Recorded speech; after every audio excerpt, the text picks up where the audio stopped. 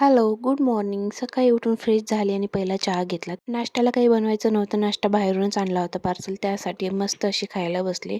बाहेरून मिसळ मागवली होती. छान असं मिसळचा पहिला बाईट घेतला आणि खूप टेस्टी होती.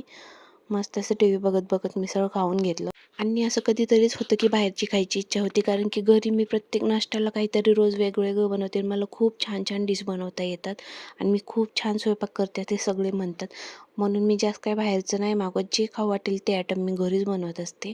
त्यानंतर पिल्लूने असं मस्त आईस्क्रीम खाऊन घेतलं आणि आईस्क्रीम खाऊन लांब जाऊन काहीतरी आगाऊपणा करत थांबली होती. त्यानंतर थोडा वेळ टी व्ही बघितली आणि दुपारच्या जेवणाची तयारीला लागली. दुपारी सिंपल खिचडी भात बनवायचा होता म्हणून खिचडी भात बनवायला घेतला आणि 2 मिनिटामध्ये खिचडी भाताला तडका दिला. दुपारच्या जेवणामध्ये आज जास्त काही नाही बनवलं, फक्त खिचडी भात बनवला होता, कारण की आज आईचा होता बर्थडे आणि रात्री बाहेरूनच पार्सल येणार होतं आणि मला खूप कामं होती, डेकोरेशन्स वगैरे करायचे होते आणि दीदीही आल्या होत्या हेल्प करण्यासाठी.